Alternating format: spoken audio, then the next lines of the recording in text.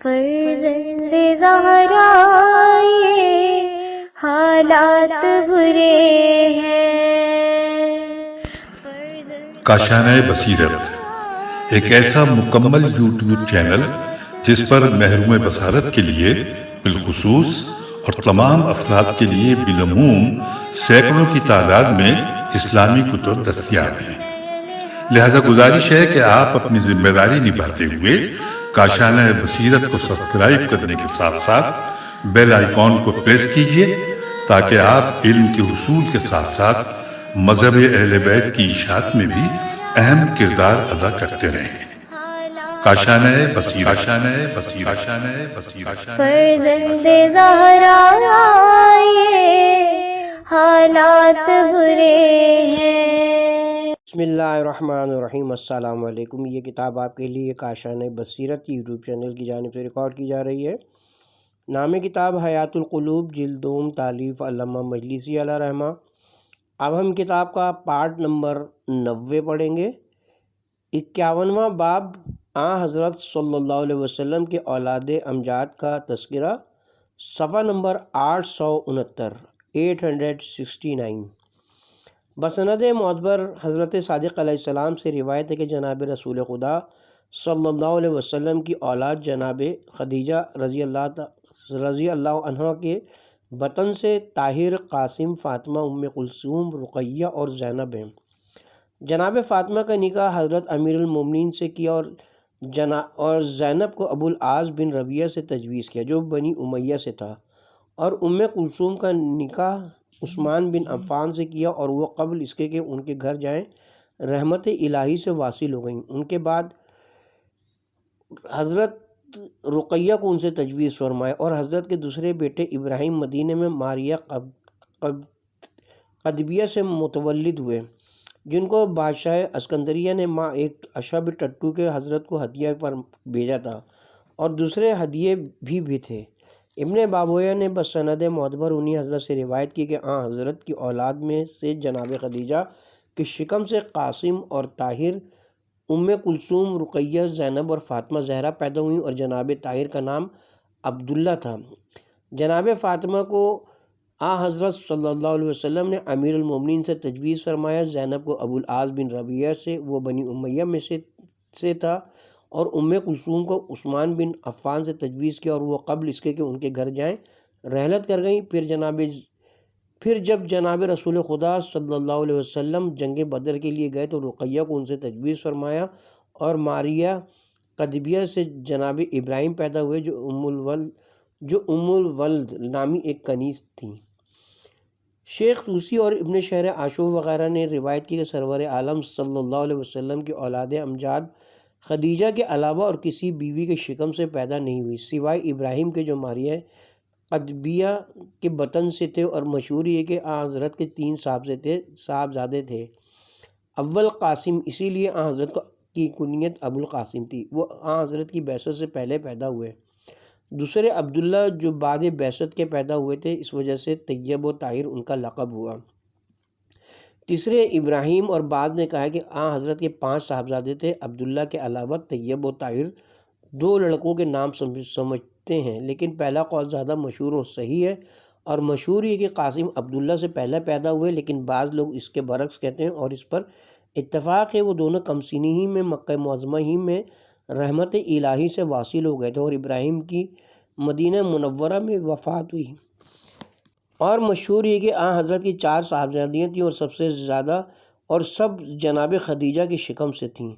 پہلی صاحبزادی جناب زینب تھیں۔ حضرت نے ان کی شادی بعثت سے پہلے اور کافروں کو لڑکیاں دینا حرام ہونے سے قبل ابو العاص بن ربی سے کر دی تھی۔ ان سے امامہ بنت ابی العاص پیدا ہوئیں، اور جناب امیر نے جناب فاطمہ زہرا صلوات اللہ علیہ کی وفات کے بعد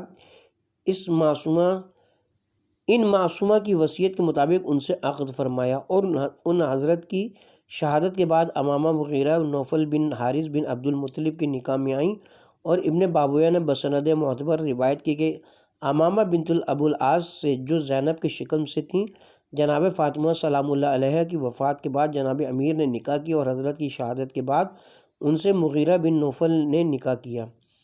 پھر وہ ایک شدید مرض میں مبتلا ہوئیں کہ ان کی زبان بند ہو گئی۔ امام حسن اور امام حسین علیہ السلام ان کے سرانے تشریف لائے جبکہ وہ بول نہ سکتی تھیں۔ ان حضرات نے ان کو وصیت کے لیے فرمایا اور مغیرہ کو پسند نہ تھا کہ وہ وصیت کریں۔ حضرات حسنین نے ان سے کہا کہ کیا آپ فلاں غلام کو آزاد کرنا چاہتی ہیں؟ انہوں نے اپنے سر سے اشارہ کیا کہ ہاں۔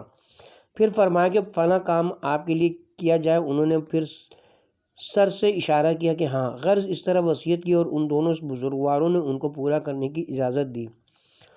اور منقول ہے کہ ابو العاص جنگ بدر میں اسیر ہوئے تو جناب زینب اس گردن بند کو جو جناب خدیجہ نے ان کو دیا تھا حضرت کے پاس اپنے شوہر کے فدیے میں بھیجا۔ جناب رسول خدا صلی اللہ علیہ وسلم نے اس کو دیکھا تو جناب خدیجہ یاد آئیں اور گریہ فرمایا اور صحابہ سے خواہش کی کہ ان کا فدیہ معاف کر دیں اور ابو العاص کو بغیر فدیے کے رہا کر دیں۔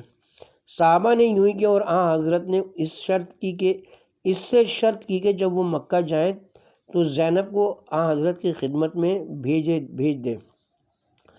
اس نے اپنے عہد کو پورا کیا اور زینب کو حضرت کے پاس بھیج دیا۔ اس کے بعد خود مدینہ آ کر مسلمان ہو گیا جیسا کہ مجملاً اس سے پہلے ذکر ہو چکا۔ اور زینب سن 7 ہجری اور ایک روایت کے مطابق سن 8 ہجری میں برحمت الہی واصل ہوئیں۔ دوسری بیٹی رقیہ جن کے متعلق لوگ کہتے ہیں کہ ان کی شادی عتبہ پسر ابو لہب سے مکے میں کی تھی اور قبل اس کے کہ وہ اس کے گھر جائیں اس نے ان کو طلاق دے دی۔ پھر مدینے میں ان کو عثمان سے تجویز کیا۔ ان سے عبداللہ پیدا ہوئے اور بچپن میں ہی ان کا انتقال ہو گیا اور رقیہ کی وفات مدینے میں ہوئی جبکہ جنگ بدر واقع ہوئی تھی۔ تیسری بیٹی ام کلثوم تھی۔ رقیہ کے بعد ان کی شادی عثمان سے ہوئی اور کہتے ہیں کہ وہ سن 7 ہجری میں انتقال کر گئیں۔ مؤلف فرماتے ہیں کہ یہ جو روایتوں سے ظاہر ہوا کہ جناب ام کلثوم کی تجویز اور وفات جناب رقیہ کی تجویز اور وفات سے پہلے واقع ہوئی زیادہ قوی اور زیادہ صحیح ہے، اگرچہ دوسری بات بھی زیادہ مشہور ہے۔ اور علماء خاصہ و عامہ کی ایک جماعت کا اعتقاد یہ کہ رقیہ اور ام کلثوم جناب خدیجہ کی بیٹیاں پہلے شوہر سے تھیں، حضرت نے ان کی پرورش کی تھی، وہ حضرت کی حقیقی بیٹیاں نہ تھیں۔ اور بعضوں نے کہا کہ وہ جناب خدیجہ کی بہن حالہ کی بیٹیاں تھیں اور ان دونوں اقوال کی نفی پر روایت معتبرہ دلالت کرتی ہیں۔ واضح ہو کہ مخالفین شیعوں پر اعتراض کرتے ہیں کہ اگر عثمان مسلمان نہ ہوتے تو حضرت اپنی 2 بیٹیوں کو ان سے تجویز نہ کرتے۔ یہ اعتراض چند وجوہ کی بنا پر باطل ہے۔ اول یہ کہ حضرت کا اپنی یا خدیجہ کی بیٹیوں کا ان کے ساتھ تجویز کرنا ممکن ہے قبل اس کے کہ خدا نے کافروں کو بیٹیاں دینا حرام قرار دیا ہو۔ چنانچہ با اتفاق مخالفین حضرت زینب کو مکے میں ابو العاص سے تجویز فرما دیا تھا جبکہ وہ کافر تھا۔ اسی طرح رقیہ اور ام کلثوم کو مخالفین میں شہرت کی بنا پر عتبہ اور عتیق پسران ابو لہب سے تجویز فرمایا جو کافر تھے قبل اس کے کہ عثمان سے تجویز فرمایا۔ دوسرا جواب یہ کہ عثمان کے مسلمان ہونے میں اس وقت جبکہ حضرت نے اپنی بیٹیوں کو ان سے تجویز فرمایا کوئی اختلاف نہیں ہے، اگرچہ انہوں نے آخر میں امیر المومنین کے نص خلافت سے انکار کیا اور وہ تمام کام کیے جو موجب کفر ہیں اور کافر اور مرتد ہو گئے۔ تیسرا جواب یہ کہ سب سے زیادہ صحیح ہے کہ وہ لوگ منافقوں میں داخل تھے اور خوف اور لالچ کے سبب بظاہر اسلام کا اظہار کرتے تھے لیکن باطن میں کافر تھے، اور خداوند عالم نے مصلحتوں اور حکمتوں کی بنا پر حضرت کو حکم دیا تھا کہ ان کے ظاہری اسلام پر حکم جاری کریں اور طہارت اور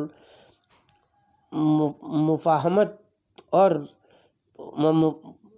اور میراث وغیرہ تمام احکام ظاہری میں ان کو مسلمانوں کے ساتھ شریک رکھیں۔ لہٰذا حضرت کسی حکم میں ان کو مسلمانوں سے الگ نہیں کرتے تھے اور ان کے نفاق کا اظہار نہیں فرماتے تھے۔ چنانچہ خاصہ و عامہ نے روایت کی کہ حضرت نے ان کی تالیف قلب کے لیے عبداللہ بن ابی پر نماز جنازہ پڑھی جو نفاق میں مشہور تھا، تو اگر عثمان کو دختر دے دی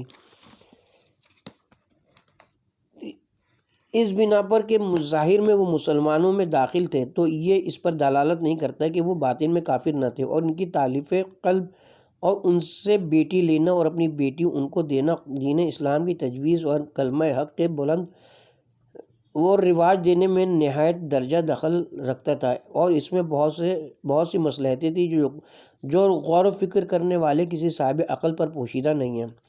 اگر سرکار دو عالم ان کے نفاق کا اظہار فرماتے اور ان کے ظاہری اسلام کو قبول نہ فرماتے تو تھوڑے سے کمزور اور غریب لوگوں کے سوا حضرت کے پاس کوئی نہ رہ جاتا، جیسا کہ حضرت کے بعد امیر المومنین کے ساتھ 4 افراد کے علاوہ نہ رہ گئے تھے۔ اس کی تفصیل اس کے بعد آئے گی انشاءاللہ۔ چوتھی بیٹی جناب فاطمہ زہرا صلوات اللہ علیہا تھیں، جن کے حالات اس کے بعد دوسری جلد میں انشاءاللہ علی العزیز تفصیل کے ساتھ بیان کیے جائیں گے۔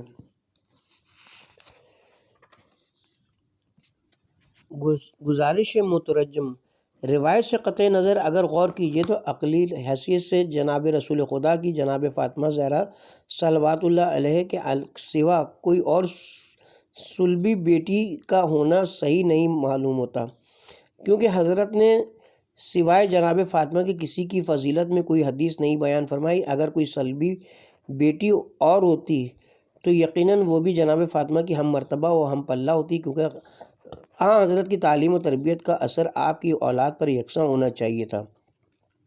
جناب فاطمہ کے جس قدر کارنامے مثل عبادت و سخاوت و ایثار وغیرہ کے کتب احادیث و تواریخ میں پائے جاتے ہیں، ان کا اشیر بھی بلکہ کوئی ایک صفت بھی مثل ان کے اوصاف کی کسی اور بیٹی کی مذکور نہیں، اور سرور کائنات کے جناب سیدہ سے محبت و شفقت کے جس قدر حالات کتابوں میں مذکور ہیں اور کسی بیٹی کے متعلق نہیں پائے جاتے، بلکہ کوئی ایک واقعہ ان کے مثل نہیں، جس سے معلوم ہوتا ہے کہ آپ کی کوئی اور بیٹی جناب سیدہ کے سوا تھی ہی نہیں، ورنہ خود حضرت کے رحم و کرم، شفقت و محبت، مساوات اور رواداری پر حرف آتا ہے کہ باوجود آپ محبوب خدا اور سرتاج انبیاء اور رحمت للعالمین ہونے کے اپنی بیٹیوں کے درمیان انصاف و رواداری اور مساوات پر عمل نہ فرماتے تھے، جبکہ دنیا کو ان امور کی تعلیم فرماتے تھے۔ 4 بیٹیوں میں سے صرف ایک سے زیادہ محبت و شفقت کا اظہار فرمانا کیا دوسری 3 بیٹیوں کی دل آزاری اور قلبی تکلیف کا سبب نہ تھا؟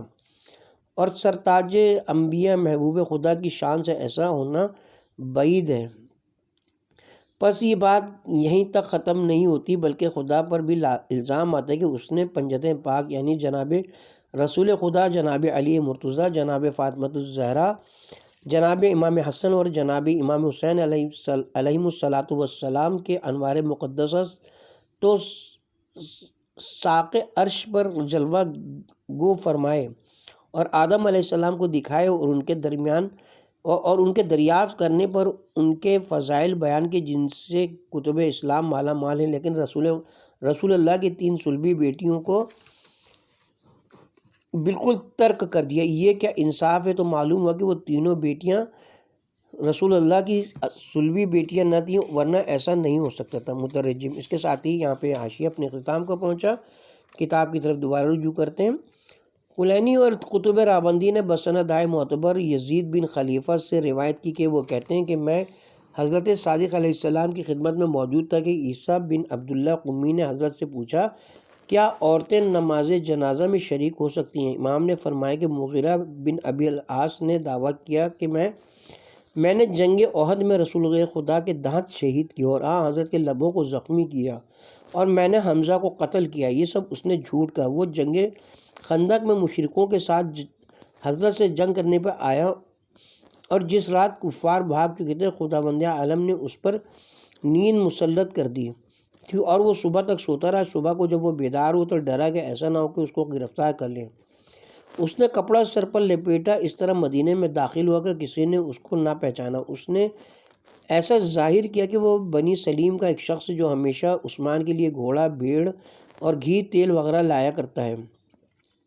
وہ لوگوں سے عثمان کا مکان دریافت کرتا ہوا ان کے گھر پہنچا اور ان کے مکان میں پوشیدہ ہو گیا۔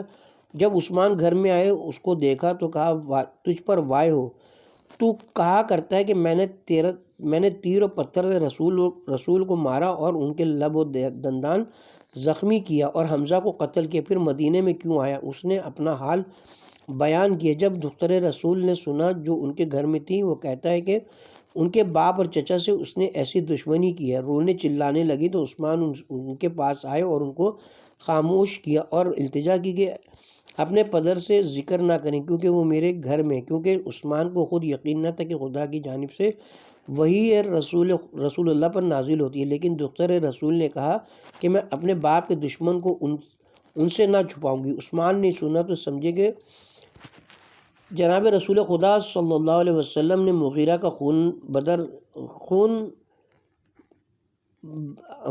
بدر کر دیا ہے اور فرما دیا کہ جو شخص اس کو جہاں پائے قتل کر دے۔ اس لیے مغیرہ کو کرسی کے نیچے چھپا کر اس کو کپڑے سے پوشیدہ کر دیا۔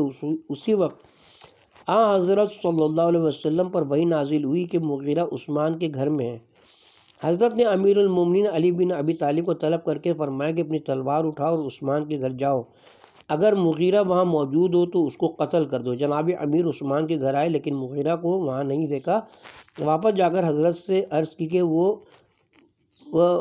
کہ وہاں مغیرہ کو میں نے نہیں دیکھا۔ حضرت نے فرمایا کہ جبریل مجھ سے کہتے ہیں کہ اس کو کرسی کے نیچے چھپایا ہے اور کرسی پر کپڑا ڈال دیا ہے تاکہ وہ چھپ جائے۔ ادھر حضرت علی کے جانے کے بعد عثمان مغیرہ کا ہاتھ پکڑ کر حضرت کی خدمت میں لائے اور دوسری روایت کے مطابق خود تنہا حضرت کے پاس آئے۔ جب حضرت کی نظر اس پر پڑی سر جھکا لیا اور اس کی طرف متوجہ نہ ہوئے کیونکہ حضرت نہایت صاحب شرم و حیا تھے۔ عثمان نے کہا یا رسول اللہ یہ میرا چچا ہے مغیرہ، اور اسی خدا کی قسم جس نے آپ کو حق کے ساتھ محبوس فرمایا ہے، آپ نے اس کو امان دے دی تھی یا یہ کہ میں نے اس کو امان دے دی تھی؟ حضرت صادق علیہ السلام فرماتے ہیں کہ میں اسی خدا کی قسم کھاتا ہوں جس نے حضرت کو سچائی کے ساتھ محبوس فرمایا تھا۔ عثمان نے غلط کہا تھا کہ حضرت نے اس کو امان دی تھی۔ غرض حضرت نے عثمان سے یہ سن کر رخ پھیر لیا تو وہ دائنی طرف آئے اور پھر وہی بات کہی۔ حضرت نے پھر منہ پھیر لیا، پھر وہ بائیں جانب آئے اور وہی باتیں کیں اور اسی قسم اور قول کا غلط اعادہ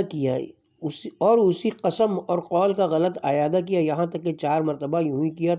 چوتھی بار حضرت نے فرمایا کہ تیری خاطر سے میں نے 3 روز تک اس کو امان دی تھی، اگر 3 روز کے بعد اس کو مدینے یا اس کے گرد و نواح میں پاؤں گا تو قتل کر دوں گا۔ یہ سن کر عثمان پلٹے تو حضرت نے فرمایا خدا بندہ مغیرہ پر لعنت کر اور اس پر بھی لعنت کر جو اس کو اپنے گھر میں پناہ دے، اور لعنت کر اس پر جو اس کو سوار کرے، اور لعنت کر اس پر جو اس کو کھانا کھلائے، اور لعنت کر اس پر جو اس کو پانی پلائے، اور لعنت کر اس پر جو اس کے سفر کا سامان کرے، اور لعنت کر اس پر جو اس کو مشق دے، مشق یا نالین یا رسی اور ڈول یا کوئی برتن یا پالان شتر دے، اور یہ تمام چیزیں اپنی دائنی انگلیوں پر 10 تک شمار کر کے بتائیں۔ یہ تمام باتیں سن کر پھر بھی عثمان اس کو اپنے گھر لے گئے اور اپنے گھر میں پناہ دی، اس کو کھانا کھلایا، پانی پلایا، سواری کے لیے جانور دیا اور سفر کا سارا سامان درست کیا۔ وہ تمام عمل جن کے کرنے والے پر حضرت نے لعنت فرمائی تھی بجا لائے۔ چوتھے روز اس کو سوار کے اور مدینے سے باہر کر دیا۔ ابھی وہ منافق مدینے کی گلیوں سے باہر نہیں ہوا تھا کہ خدا نے اس کی سواری کے جانور کو ہلاک کر دیا۔ تھوڑی دور پیدل چلا کہ اس کے جوتے ٹوٹ گئے اور پیر زخمی ہو گئے، تو وہ چاروں ہاتھ پیر سے تھوڑی دور چلا کہ اس کے زانو زخمی ہو گئے اور مجبور ہو کر ایک کانٹے دار درخت کے نیچے ٹھہر گیا۔ اس وقت حضرت پر وحی نازل ہوئی کہ وہ منافق فلاں مقام پر ہے۔ جناب رسول خدا نے امیر المومنین کو طلب فرمایا کہ تم اور عمار اور ایک شخص کو اور لے کر جاؤ اور فلاں مقام پر مغیرہ ہے، اس کو قتل کر دو۔ اور دوسری روایت کے مطابق حضرت نے زبیر اور زید کو بھیجا۔ جب وہ اس مقام پر پہنچے تو پہلی روایت کے مطابق جناب امیر نے اس کو قتل کیا، اور دوسری روایت کے مطابق زید بن حارثہ نے زبیر سے کہا کہ ٹھہرو میں اس کو قتل کروں، کیونکہ اس نے دعویٰ کیا کہ میرے بھائی کو قتل کیا، اور ان کی مراد حمزہ سے تھی، کیونکہ جناب رسول خدا نے زید اور حمزہ کو ایک دوسرے کا بھائی بنایا تھا۔ جب عثمان کو مغیرہ کے قتل کی خبر معلوم ہوئی، اپنی زوجہ دختر رسول کے پاس آئے اور کہا کہ تم نے اپنے باپ کو اطلاع دی ہے کہ مغیرہ میرے گھر میں ہے، آخر وہ مار ڈالا گیا۔ اس مظلومہ شہیدہ نے کہا خدا کی قسم میں نے حضرت کے پاس یہ خبر نہیں بھیجی تھی، لیکن وہ نہ مانے اور اونٹ کے پالان کا ایک ڈنڈا لے کر ان کو بہت مارا اور ان کو زخمی اور بے دم کر دیا۔ ان مظلومہ نے اپنے پدر جناب رسول خدا کے پاس عثمان کی شکایت کہلا بھیجی اور اپنے حال سے حضرت کو اطلاع دی۔ حضرت نے جواب میں کہلا دی کہ اپنی شرم و حیا کو قائم رکھو، کیونکہ یہ بہت بری بات ہے کہ دین اور بلند نسب والی عورت اپنے شوہر کی شکایت کرے، لیکن ایسی ہی شکایت پھر کئی بار ان کو کرنا پڑے، اور حضرت نے ہر مرتبہ یہی سمجھا دیا۔ آخری مرتبہ انہوں نے کہلا بھیجا کہ اس شخص نے مجھ کو موت کے قریب پہنچا دیا۔ اس مرتبہ حضرت نے حضرت علی کو بلا کر فرمایا کہ اپنی تلوار لے کر جاؤ اور عثمان کے گھر سے اپنی دختر ام کو لے آؤ، اگر وہ روکے تو اس کو نہ چھوڑنا بلکہ قتل کر دینا۔ پھر حضرت بھی بے تابانہ ان کے پیچھے روانہ ہوئے اور شدت اندو سے گویا حیران تھے۔ جب وہ حضرت عثمان کے گھر پر پہنچے، جناب امیر اس شہیدہ مظلومہ کو باہر لا چکے تھے۔ جب انہوں نے اپنے پدر بزرگوار کو دیکھا تو چیخ کر رونے لگیں۔ حضرت عثمان بھی ان کا حال دیکھ کر بہت روئے اور ان کو اپنے گھر لائے۔ جب گھر پر پہنچی تو اپنی پیٹھ کھول کر حضرت کو دکھائی۔ حضرت نے دیکھا کہ پشت تمام سیاہ اور زخمی ہو گئی ہے، تو 3 مرتبہ فرمایا، کیوں تجھ کو مارا خدا اس کو قتل کرے۔ یہ واقعہ روز یکشنبہ کا تھا۔ رات ہوئی تو عثمان نے دختر رسول کی کنی سے زنا کی۔ غرض روز دوشنبہ و سہ شنبہ وہ مظلومہ درد و الم سے بستر پر کراتی رہی، اور 4 شنبہ کو شہیدوں کے بلند درجے میں شامل ہو گئیں۔ لوگ اس شہیدہ کی نماز جنازہ کے لیے حاضر ہوئے۔ حضرت ان کے جنازے کو لے کر باہر نکلے اور جناب فاطمہ زہرا صلوات اللہ علیہا کو حکم دیا کہ مومنین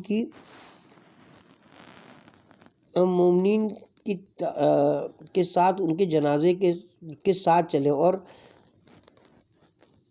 اور حسنین بھی اس جنازے کے ساتھ ہو گئے تھے۔ جب حضرت نے ان کو دیکھا فرمایا کہ جو شخص رات کو خنیس کے پہلو میں سویا ہو جنازے کے ساتھ نہ چلے۔ 3 مرتبہ حضرت نے یہ بات فرمائی، لیکن عثمان واپس نہ ہوئے، تو چوتھی بار فرمایا کہ وہ شخص چلا جائے، ورنہ میں اس کا اور اس کے باپ کا نام بتا دوں گا اور اس کو لوگوں میں رسوا کر دوں گا۔ جب یہ سنا تو عثمان ڈرے کہ اب حضرت ان کے کفر و نفاق کو ظاہر فرما دیں گے، اور تو غلام کا سہارا لے کر اپنے شکم پر ہاتھ رکھا اور حضرت کے پاس آ کر عرض کی، یا رسول اللہ، میری کسی رگ میں درد ہو رہا ہے، مجھے اجازت دیجیے کہ میں واپس جاؤں۔ اور یہ بات اس لیے کہی کہ رسوائی نہ ہو۔ پھر وہ واپس چلے گئے، اور حضرت فاطمہ زہرا اور مہاجرین مومنین کی عورتوں نے اس شہید مظلومہ کی میت پر نماز پڑھی اور واپس گئیں۔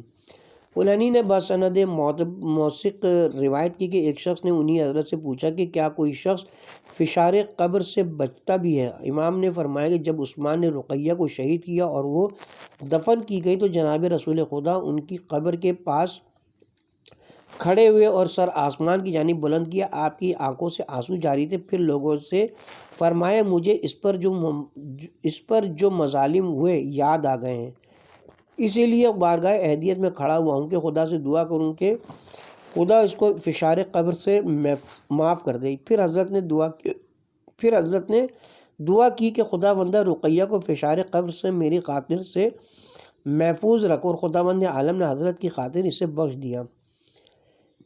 بسند معتبر انہی حضرت سے روایت ہے کہ جب رقیہ بنت رسول نے وفات پائی، حضرت نے ان سے خطاب فرمایا کہ ہمارے گزرے ہوئے نیک لوگوں سے مل جاؤ۔ عثمان بن مظعون اور ان کے ہمراہی اور جناب فاطمہ زہرا سلام اللہ علیہا قبر کے سرانے بیٹھی ہوئی تھی، اور ان کی آنکھوں سے آنسو قبر میں پر ٹپک رہے تھے، اور سرور کائنات اپنی نور عین کے آنسو اپنے کپڑے سے پاک کر رہے تھے اور قبر کے ایک کنارے پر کھڑے ہوئے دعا کر رہے تھے۔ پھر فرمایا کہ مجھے اس کا ضعف و ناتوانی معلوم تھی، میں نے حق تعالیٰ سے دعا کی کہ اس کو فشار قبر سے امان دے۔ ابن ادریس نے بسند صحیح امام محمد باقر علیہ السلام سے روایت کی کہ جناب رسول خدا نے بیٹی 2 منافقوں کو دی، ان میں ایک ابو العاص بن ربیع تھا، دوسرا عثمان، لیکن حضرت نے تقیہ کی وجہ سے ان کے نام نہ لیے۔ عیاشی نے روایت کی کہ لوگوں نے حضرت صادق علیہ السلام سے دریافت کیا کہ جناب رسول خدا نے اپنی بیٹی عثمان کو دی۔ حضرت نے فرمایا ہاں۔ راوی نے پوچھا جب انہوں نے حضرت کی بیٹی کو شہید کر دیا تو دوسری بیٹی بھی ان کو دی؟ فرمایا ہاں، اور حق تعالیٰ نے اس واقعے کے بارے میں یہ آیت نازل فرمائی۔ آیت نمبر 178 سورہ آل عمران پارہ نمبر 4، یعنی جو لوگ کافر ہو گئے وہ یہ نہ سمجھیں کہ ہم نے ان کو جو مہلت دے دی ہے ان کے لیے بہتر ہے۔ ہم ان کو مہلت نہیں دیتے مگر اس لیے کہ وہ اپنے گناہوں کو خوب بڑھا لیں اور ان کے لیے ذلیل کرنے والا عذاب ہے۔ فصل مخصوص حضرت ابراہیم اور ان کی والدہ کے بعض حالات کا تذکرہ۔ عامہ و خاصہ کا اتفاق ہے مادر ابراہیم ماریہ قبطیہ تھیں، اور مشہور یہ کہ جناب ابراہیم کی ولادت سن 8 ہجری میں مدینے میں ہوئی، اور جب ان کی وفات ہوئی تو ان کی عمر 1 سال 2 مہینے اور 8 روز تھی، اور دوسری روایت کے مطابق 1 سال 6 مہینے اور چند روز کی تھی۔ اور زیادہ مشہور یہ کہ ماریہ کو بادشاہ اسکندریہ مقوقس نے حضرت کے لیے بھیجا تھا، اور بعض کہتے ہیں کہ نجاشی نے بھیجا تھا۔ ابن بابویہ نے بسند معتبر روایت کی کہ لوگوں نے حضرت صادق علیہ السلام سے پوچھا کہ کس سبب سے جناب رسول خدا صلی اللہ علیہ وسلم کا کوئی پسر حضرت کے بعد باقی نہ رہا۔ حضرت نے فرمایا کہ چونکہ خداوند عالم نے حضرت کو پیغمبر خلق فرمایا تھا اور جناب امیر کو ان کی وصایت کے لیے پیدا کیا تھا، اگر کوئی لڑکا حضرت کا باقی رہتا تو وہ لوگوں کے نزدیک امیر المومنین سے زیادہ مستحق ہوتا کہ حضرت کا وصی ہو، لہٰذا امیر المومنین کی وصایت ثابت نہ ہوتی۔ ابن شہر عاشوب نے ابن عباس سے روایت کی کہ ایک روز جناب رسول خدا صلی اللہ علیہ وسلم نے بائیں زانو پر اپنے صاحبزادے جناب ابراہیم کو اور داہنے زانو پر امام حسین علیہ السلام کو بیٹھائے ہوئے تھے، اور ایک مرتبہ ان کو پیار کرتے اور ایک مرتبہ ان کو۔ اسی اثنا میں حالت وحی طاری ہوئی۔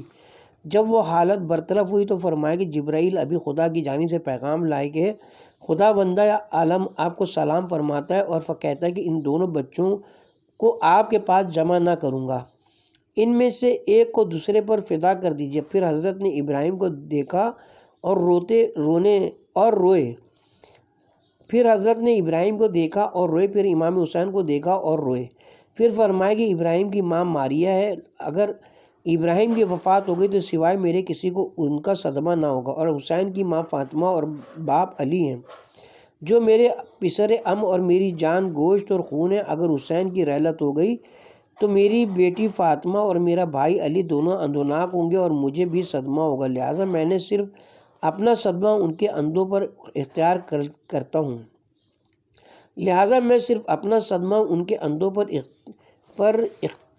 ہوں۔ اے جبرائیل، میں نے حسین پر ابراہیم کو فدا کر دیا اور اس کی وفات پر راضی ہوں۔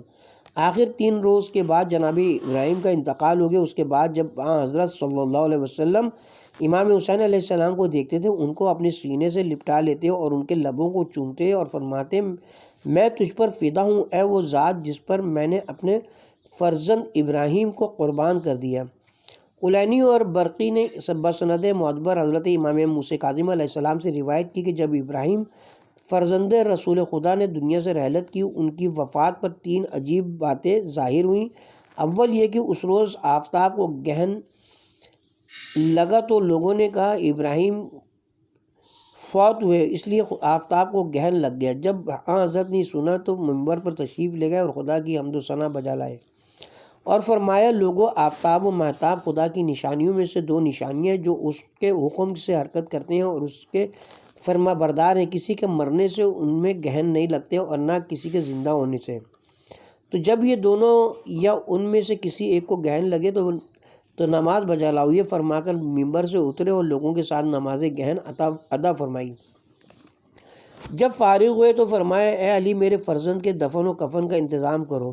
جناب امیر اٹھے اور جناب ابراہیم کو غسل دیا، عنود کیا، کفن پہنایا اور قبرستان لے چلے۔ حضرت بھی اس جنازے کے ساتھ ساتھ ان کی قبر کے نزدیک پہنچے تو لوگوں نے کہا یا رسول اللہ، اپنے فرزند کے غم کی شدت سے ان پر نماز جنازہ پڑھانا بھول گئے۔ پھر حضرت اٹھے اور فرمایا کہ جبرائیل نے مجھے اطلاع دی ہے کہ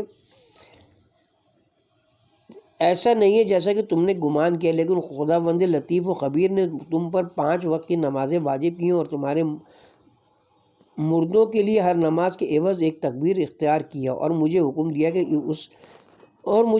کہ اس پر نماز نہ پڑھوں مگر اس پر جس نے نماز پڑھی۔ اس ارشاد سے غالباً یہ مطلب ہے کہ نماز میت نابالغوں پر ضروری نہیں، کیونکہ ان پر نماز پنجگانہ واجب نہیں ہوتی۔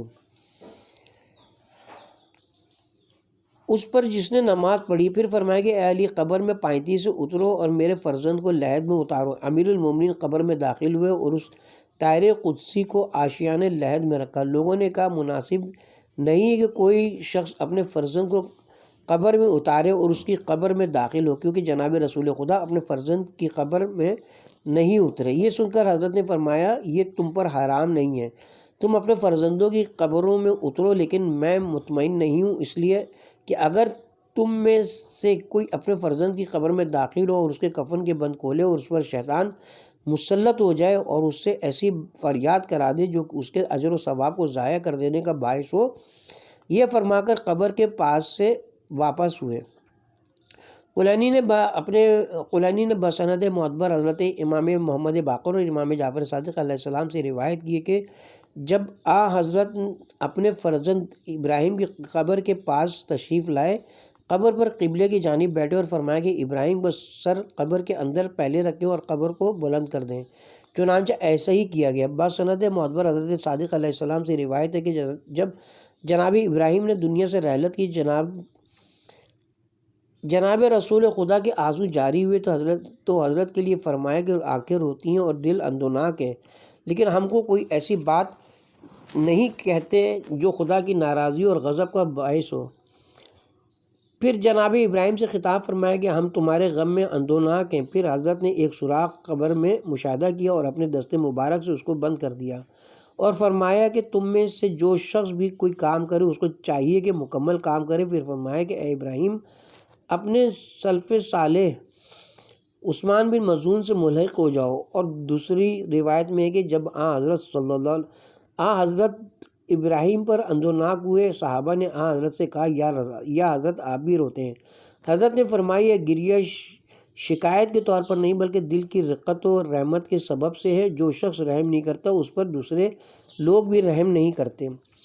بسند معتبر حضرت صادق علیہ السلام سے روایت ہے کہ حضرت ابراہیم کی قبر کے پاس خدا کی قدرت سے خرمے کا ایک درخت اگ آیا تھا تاکہ اس قبر مطہر پر سایہ ہو جائے، اور جس جگہ سورج گھومتا تھا حضرت کے اعجاز سے وہ درخت بھی گشت کرتا تھا تاکہ قبر پر دھوپ نہ پڑے، یہاں تک کہ وہ درخت خشک ہو گیا اور قبر معدوم ہو گئی، پھر کسی کو معلوم نہ ہوا کہ وہ کہاں ہے۔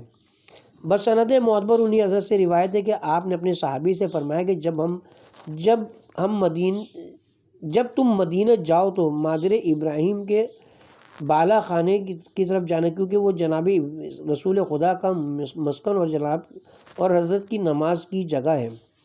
علی بن ابراہیم اور ابن بابویہ نے موثق سندوں کے ساتھ حضرت امیر المومنین اور امام محمد باقر اور امام جعفر صادق علیہ السلام سے روایت کی کہ جب حضرت ابراہیم بن رسالت مآب نے رحلت کی تو سرور عالم زیادہ محزون و مغموم ہوئے۔ عائشہ نے حضرت سے کہا کہ آپ اس پر اس قدر مغموم کیوں ہوتے ہیں؟ وہ تو بس ایک لڑکا تھا جو ہر روز ماریہ کے پاس آتا جاتا تھا۔ یہ سن کر حضرت بہت غضبناک ہوئے اور امیر المومنین کو بلایا اور فرمایا کہ جری کا سر اتار لاؤ۔ وہ اس کو دوبارہ پڑھتے ہیں، وہ تو بس جری قبطی کا ایک لڑکا تھا جو روز ماریہ کے پاس آتا جاتا تھا۔ یہ سن کر حضرت بہت غضبناک ہوئے اور امیر المومنین کو بلایا اور فرمایا کہ جری کا سر اتار لاؤ۔ جب جناب امیر نے شمشیر لے لی اور عرض کی کہ میرے باپ ماں آپ پر فدا ہوں، رسول اللہ آپ جس کام کے لیے مجھے بھیج رہے ہیں اس کو فوراً عمل میں لاؤں، جیسے سرخ کی ہوئی سیخ اونٹ کے بالوں میں جاتی ہے، یا کچھ غور و فکر کر لوں تاکہ اس کی حقیقت مجھ پر ظاہر ہو جائے۔ حضرت نے فرمایا تأمل کرو اور اس امر میں جلدی مت کرو۔ جناب امیر جری کی طرف روانہ ہوئے۔ ایک روایت میں کہ جری ایک باغ میں تھا، جناب امیر نے باغ کا دروازہ کھٹکھٹایا، جری قریب آیا تاکہ دروازہ کھول دے، اس کے سراغ میں سے دیکھا کہ حضرت کے چہرے سے آثار غضب ظاہر ہیں اور برہنہ تلوار ہاتھ میں لیے ہیں، تو ڈرا اور دروازہ نہیں کھلا۔ جناب امیر باغ کی دیوار پر چڑھ گئے، جری وہاں سے بھاگا، حضرت بھی اس کے پیچھے دوڑے۔ جب اس نے دیکھا کہ حضرت قریب پہنچنا چاہتے ہیں تو ایک درخت خرما پر چڑھ گیا۔ جب حضرت اس کے نزدیک پہنچے تو وہ درخت سے گر گیا، اور جب وہ زمین پر گرا تو اس کی شرمگاہ کھل گئی۔ جناب امیر کی نظر بے اختیار اس پر پڑی، دیکھا کہ نہ مرد ہے نہ عورت، دونوں میں کسی کی علامت نہیں ہے۔ دوسری روایت کے مطابق وہ جناب ابراہیم کے مکان کی طرف گیا اور کھڑکی سے بالا خانے پر چڑھ گئے۔ جب اس کی نظر جناب امیر پر پڑی، بھاگا اور نیچے کود گیا، پھر خرمے کے ایک درخت پر چڑھ گیا۔ جب حضرت درخت کے نیچے پہنچے، فرمایا کہ نیچے آ۔ جری نے کہا، یا علی، خدا سے ڈریے اور مجھ پر گمان بد مت کیجیے، کیونکہ میرے آلۂ مرد ہی قطعی کاٹ ڈالے گئے ہیں۔ پھر اپنی شرمگاہ کھول دی اور حضرت کی نگاہ اس پر پڑی، غرض حضرت اس کو پکڑ کر جناب رسول خدا کے پاس لائے۔ حضرت نے اس سے فرمایا کہ اپنا حال بیان کر کے کیوں تو ایسا ہو گیا؟ اس نے کہا، یا رسول اللہ، قبطیوں کا یہ قاعدہ ہے کہ خدمت گاروں میں سے جو شخص بھی ان کے گھروں میں آتا ہے اس کو خواجہ سرا بنا دیتے ہیں، اور چونکہ قبطی غیر قبطی سے محبت نہیں کرتے، ماریے کے باپ نے مجھ کو اس کی خدمت کے لیے آپ کے پاس بھیجا تاکہ اس کی خدمت کروں اور اس کا مونس و ہمدم رہوں۔ یہ سن کر حضرت نے فرمایا کہ میں شکر کرتا ہوں اس خدا کا جو ہمیں اہل بیت سے ہمیشہ برائیوں کو دور رکھتا ہے اور جھوٹ بولنے والوں پر ان کا جھوٹ و افطرا ظاہر کر دیتا ہے۔ اس وقت حضرت نے یہ آیت نازل فرمائی، تلاوت تو اس وقت خدا نے یہ آیت نازل فرمائی، آیت نمبر 6 سورہ حجرات، پارہ نمبر 26، جس کا ترجمہ سابقاً مذکور ہو چکا ہے۔ تو خداوند عالم نے آیات قذف نازل کی، جن کو اہل سنت کہتے ہیں کہ عائشہ کے حق میں نازل ہوئی ہیں، وہ عائشہ کے کفر و نفاق کے اظہار کے لیے خدا نے بھیجی ہیں۔ علی بن ابراہیم نے بسند معتبر دیگر روایت کی ہے کہ عبداللہ بن بکیر نے جناب امام جعفر صادق علیہ السلام سے پوچھا کہ آپ پر فدا ہوں، کیا جناب رسول خدا نے کسی وقت فرمایا تھا کہ جری کو قتل کر دیں؟ کیا حضرت جانتے تھے کہ یہ اس کی نسبت افطرا ہے یا نہیں جانتے تھے؟ اور خداوند عالم نے محض ثابت کرنے کے لیے جناب امیر کے ہاتھ سے اس قبطی کے قتل کو دفع فرما دیا۔ حضرت نے فرمایا، رسول اللہ جانتے تھے کہ یہ بات افطرا ہے، لیکن مصلحتاً وہ حکم دیا۔ اگر حضرت نے تاکیداً وہ حکم دیا ہوتا تو جناب امیر بغیر اس کو قتل کیے واپس نہ آتے، لیکن حضرت نے صرف اس لیے حکم دیا تھا کہ شاید عائشہ جب یہ سنیں گی ان کے کہنے سے ایک شخص ناحق قتل کیا جا رہا ہے تو اپنے گناہ سے توبہ کر لیں گی، لیکن وہ اپنے قول سے نہ پھریں اور ان کو ایک مسلمان ناحق قتل ہونا گوارا نہ ہوا۔ اس کے ساتھ ہی اب ہم یہاں پہ کتاب کے پارٹ نمبر 90 کا اختتام کرتے ہیں، اور ساتھ ہی پارٹ 51واں باب اپنے اختتام کو پہنچا۔ Part number